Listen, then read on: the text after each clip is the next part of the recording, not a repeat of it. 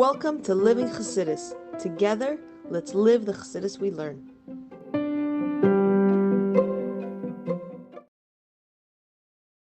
Good morning, everybody, and welcome to Chassidus in the morning.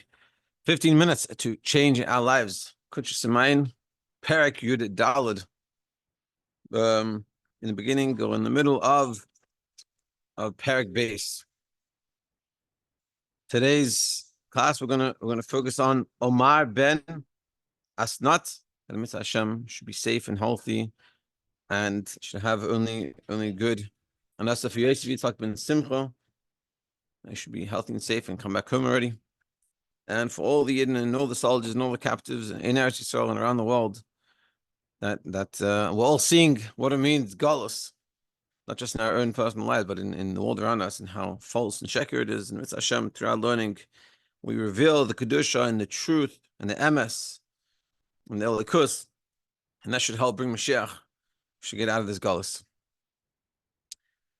Talking about galus, so we were discussing yesterday about the excuse that the person gives themselves for their situation, and they blame their surroundings, they have bad friends, whatever it is. And what we discuss is how it's important to choose good friends, and the friends make a very big difference.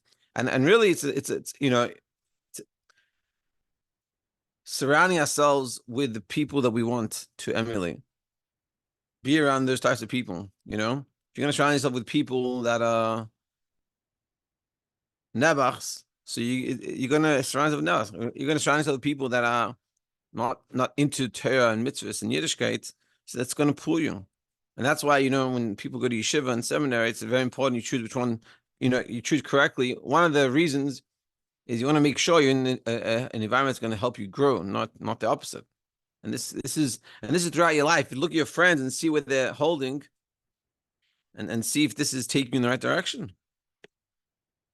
Mitzvah Hashem Neyah.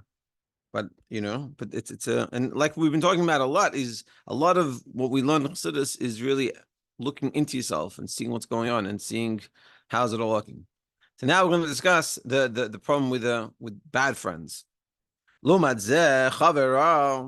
contrast to having good friends, having bad friends, it affects you very much negatively to go into that negative direction. That it turns us away from the straight and narrow, the right path. That will cause us to do things that by nature us ourselves wouldn't do such a thing. Peer pressure. You see it all the time. It's a big thing, and it's for sure exists. And the problem is peer pressure and the negative can get you to do things that you wouldn't even do, but that pressure is causing it. Kasher anaroyim zebachush b'harbe b'nei adam. You see it clearly with many people. Shehayu tevim tzadasam by themselves they were good. Val yedeis chabrusam lanashim royim through connecting with bad people. Nasim royim v'chatayim chansan. They become sinners and God forbid do not good things. Yeah. I remember a sad story when I was in camp. People were making fun of a kid, and like everyone just went and just riled the crowd, and everyone was being not nice to him. And everyone, I think, alone wouldn't have done such a thing, but that crowd caused it to happen. And really, so a lot of us are going to say, well, I don't have bad friends, that doesn't sound me.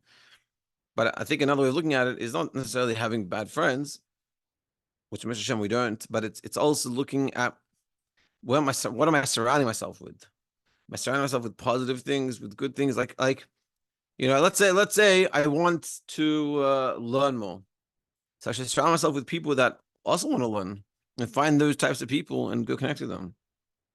If I want to surround myself with people that are healthy or eat healthy, so I should find people that are healthy and eat healthy. Things like this. Recognizing the influence, the positive or the negative influence of my surrounding. And from this, we were commanded in Pirkei Avos, in Perek Aleph, acquire yourself a friend. What does that mean? Meaning, of course, a good friend. Meaning, put in effort to make good friendships. You'll get a lot of good from that person. Well, in the other hand, like conversely, distance yourself from a bad neighbor. And don't connect with the Russia. Like our rabbi saying himself to Satan, woe is to the wicked one, and woe is to his neighbor. Meaning, the issue is not just the person that's wicked, but it's the people that are around him, because he affects. Like Rashi says on the pasuk, the kerach took. Rashi says, a love, even more so that the neighbors are going to be more affected more negatively. So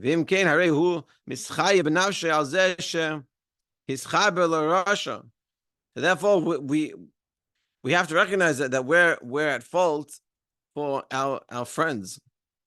And with what he justifies ourselves. So we can't say, we said in the beginning, a person says, "It's not my fault. I have a big taiva, a big yitzhara, and my friends. This is the friends." We no, that's not.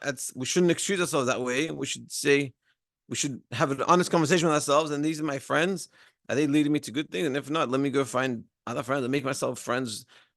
Other places. Now, of course, thought it was easy finding friends, but for sure, if we recognize this dynamic properly, we owe it to ourselves to surround ourselves with good company, and it's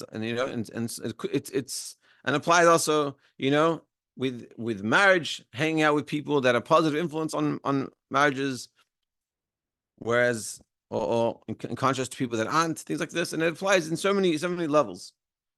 Like we talked about yesterday about hanging out with people that are positive about shidduchim, positive about work, positive about themselves, things like this. That's all good for us. Yeah, rak behachet harisha in sha'asa. So really, where's the problem starts itself? It's the first mistake, which is sha'asa mashis chaber love. It's the connection that we do. She'ein zeh hatzdaka klal, and this is no excuse. But where does it come from? People you hang out with, and it's that choice we made. Who we're going to surround ourselves with. And the problem is, because of this mistake, instead of saying, I probably shouldn't be friends with these people, I should probably find other friendships, and whatever it is that we do. But we don't say that to ourselves, but we love ourselves. So what do we say? We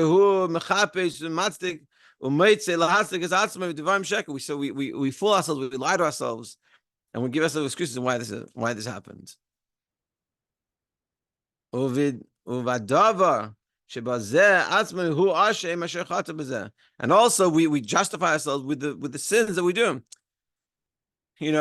And this is something, we always look at other people and we're very quick to judge, but when it comes to ourselves, we're quick to justify. And this is what he's saying. We have to be very careful with this. We have to, and the reason is not because we shouldn't be fakers, which is for sure also true, but it's because if we're going to lie to ourselves, so then we're not going to change. We're not going to have the desired effect. Life is not going to be the way we're meant to be. We're meant to be the top of the top, the best, connected to Hashem, living life to the max, all these good things. But if we're sitting there and we're just fooling ourselves and lying to ourselves, so we're never going to get there.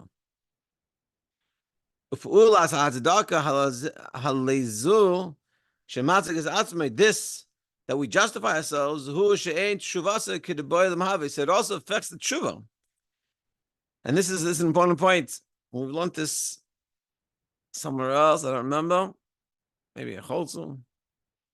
Yeah, I think it was in a cholzum. But the point is that the tshuva, to do tshuva, is to own up to our mistakes.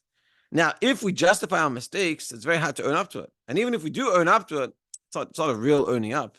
That's like I said before, and I want that Simcha. The Rebbe says, true tshuva comes not because of any outside external forces. It's not because you're suffering. It's not because someone's catching you out on it. It's because you recognize within yourself you need to change. That it's not right. I need to do tshuva on this. And he's always saying, if we're justifying all our actions, it's like yes, it was wrong what I did, but, and what we got to do is say, no, it was wrong. And that's what he's saying. Hein had b'tshuva hamishkal hainu l'tzayer l'sagef es atzmei ke'erech ataynu k'shayolei. He says, birth in the tshuva that is calculated, meaning I did the wrong thing, so I need to counterbalance that. So we don't counterbalance it properly because we love ourselves. So he treats someone really badly. So when you come to say tshuva, your tshuva is not, you don't say sorry to the extent of what you really hurt them, because you don't recognize it because of the love, self-love. So it's coming over. It wasn't so bad what I did. Oh, you don't know, whatever. Yeah. And we diminish it. Because we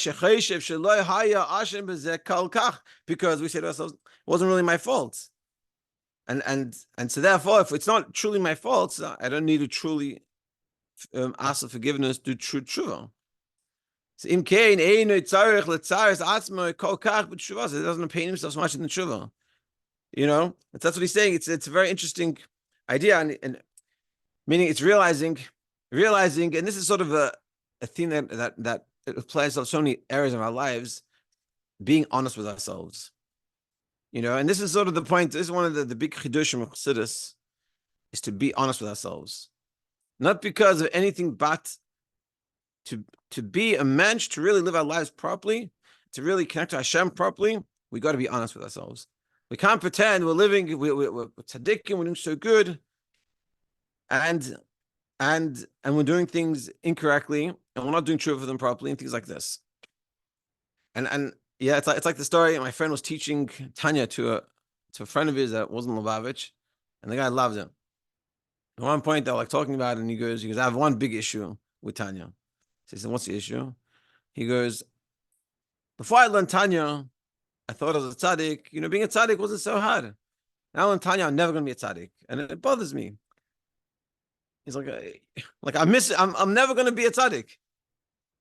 And so I was telling my friend about it. We were discussing a little bit, and I was like, it's a foolish statement, because when you're learning Tanya, yeah, you're not going to be a tzaddik, but you're going to know who you really are. You're going to be honest with yourself.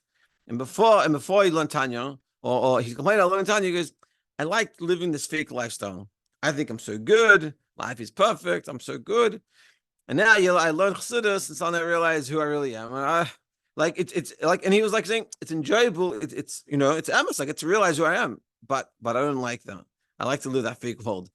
He didn't mean it in those words, but that's essentially what he's saying. It's like the story of the Chassid, the guy, sometimes the Alter Rebbe, that he was a misnagid, and he learned in Eretz Yisroel, and he heard about the Alter Rebbe, and ended up going to going to Liozna by the Alter Rebbe. In those days, traveling was very difficult. And he came. So what did he do? In Eretz Yisrael, the people that lived in Eretz Yisrael in those days, they were supported because there was no economy. And they learned all day. They came to Eretz HaKodesh to make it holy and to connect with the holiness of it by learning. And also there's not much parnasa. So he was learning all day. Then he came to Liozna by the Alter Rebbe, and he's also learning all day. So Chassidim asked him, he said, I don't understand. Before you were a Chassid, you learned all day. Now you became a Chassid, you still learn all day. So what did you gain? What was the whole purpose of this whole trip? So he said, it was one. He goes, it's two questions with the same answer. What was the question? He goes, before I came to Chassidus, what was the two questions? Before I came to Chassidus, I thought I was the greatest guy. And I used to say to myself, this is my question I had. Before I looked at it, he said, I'm such a great person. I'm so holy and so the best of the best. How am I going to get enough reward? How is Hashem going to reward me enough for the greatness of where I am? And what did I answer myself? Hashem is a kol yachal. Hashem can do everything. So therefore, he can figure out a way how to give me my reward in Gan Eden. Then, when he came to Liozna and he came to Chassidus and he recognized who he really was, so he said he had to answer the question. He goes, I'm such a low life, and I'm so like how can Hashem withstand me? Like it's like, how can I even, like, Hashem recreates me every day and every second? Like I'm so worthless. So he said, what I asked myself, Hashem is a kol yachol. Hashem can do everything, so therefore he also withstand me.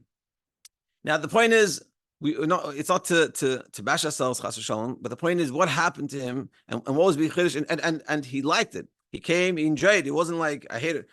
What did he enjoy? He came, Lubavitch, Chassidus made him understand who he really was, and he could become honest with himself. And for that, it was worth that trip. And he said, for this, that was the end. That was the punchline. Because for this, it was worth the whole trip, that dangerous trip. Meaning, because without, he realized that if I wouldn't have learned Chassidus, I wouldn't know who I really am. Knowing who we really are is already half the solution. If we're not honest with ourselves, we can never really go anywhere. We're always stuck in our little bubble of fakeness. And this is sort of what we're saying, that we got to be honest with ourselves. And honest with ourselves does not mean find all the faults and discuss it with myself all the time. Because if we're being honest, we have plenty of milas. And the biggest challenge, I think, in our generation we have is being able to see our milas and how great we are. So it doesn't mean we ignore all the milas and all our specialness and our gifts and our talents, but it's being honest in both ways, recognizing the talents that we have and also recognizing what need to be fixed in an honest and unbiased and unlike the defeating way. Mitzvah Shem by all of us that we should recognize the true potential, be honest with ourselves, and have an amazing day.